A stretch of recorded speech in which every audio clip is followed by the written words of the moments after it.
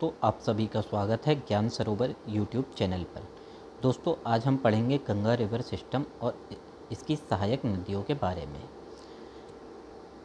गंगा नदी के बारे में पढ़ने से पहले हमें इन 4 जगहों के बारे में पता होना जरूरी है जिन्हें चारधाम यात्रा के लिए भी जाना जाता है: बंदरपूछ, गौमुख, केदारनाथ और बद्रीनाथ।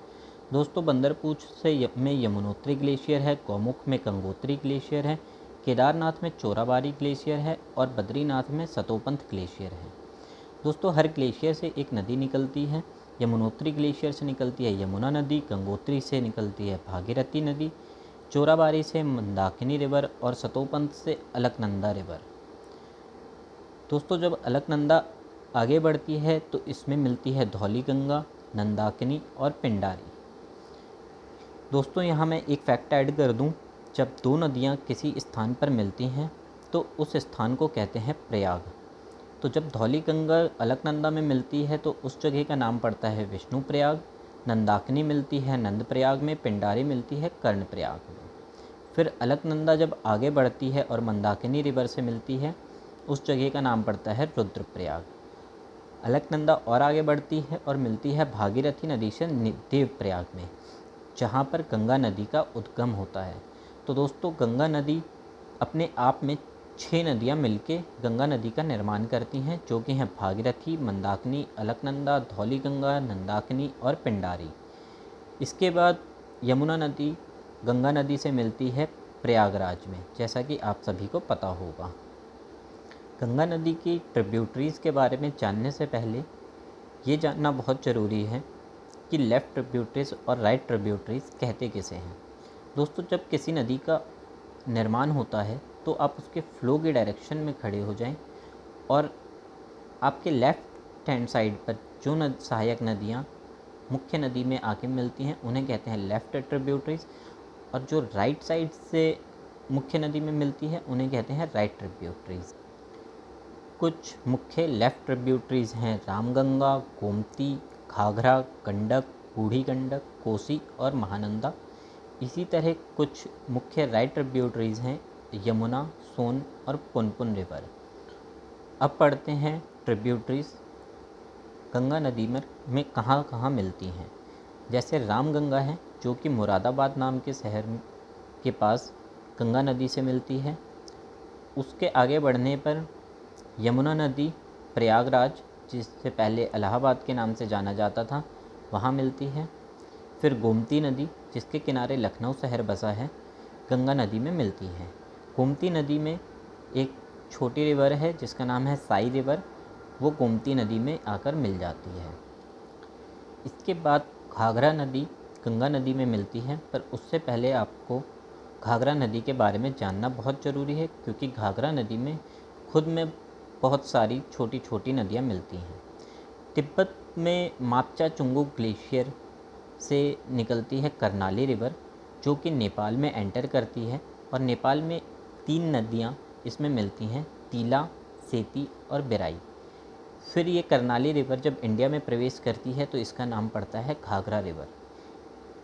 इस घाघरा रिवर के राइट साइड में काली रिवर, जो कि जब यूपी में एंटर करती है तो इसका नाम पड़ता है शारदा रिवर, और अयोध्या में इसी नदी का नाम पड़ जाता है सरयू रिवर। सरयू रिवर घाघरा में मिल जाती है। उसके और आगे घाघरा नदी में एक और रिवर है राप्ती, वो भी मिल जाती है। और फाइनली घाघरा नदी छपरा में आकर गंगा नदी में मिल जाती है। वहीं राइट साइड में अमरकंटक नाम की एक बहुत इम्पॉर्टेंट जगह है, वहाँ से सोन रिवर का ओरिजिन होता है।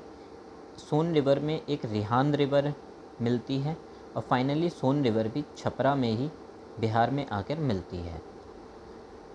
घाघरा के बाद नेपाल में एक नदी है काली गंडक और एक नदी है नारायणी, जिसको त्रिशूली रिवर भी कहा जाता है।